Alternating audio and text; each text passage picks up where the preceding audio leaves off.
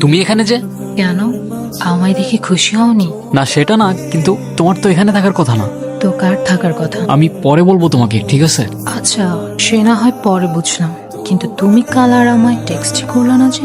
আরে কাল টায়ার্ড হয়ে গেছিলাম অনেক, পরে ডিনার বানায় খেয়ে শুয়ে পড়ছি। কেন, তোমার মা তোমার জন্য ডিনার বানাই দেয় না? আচ্ছা তুমি এখন যাও প্লিজ, আমি তোমার সাথে পরে দেখা করতেছি। আমি পরে সব তোমাকে বলতেছি। আমি তোমাকে মেসেজে রিপ্লাই করতেছি, তুমি প্লিজ এখন যাও। এখন যাও তুমি, প্লিজ প্লিজ। কি হয়েছে? চোখ খোলো। চলে গেছে না? কে চলে গেছে? কি হয়েছে বুঝলাম না আমি। আরে না কিছু না, ওই একটা ফ্রেন্ডের সাথে দেখা হয়েছিল আমার, ফয়সাল। অযথা মাথা খাইতেছিল আমার। তোমার তো তোমার ফ্রেন্ডের সাথে কথা বলার জন্য হাজারো সময় আছে, শুধু আমার সাথে কথা বলার জন্যই সময় হয় না। অযথা এসব কথা কেন বলো?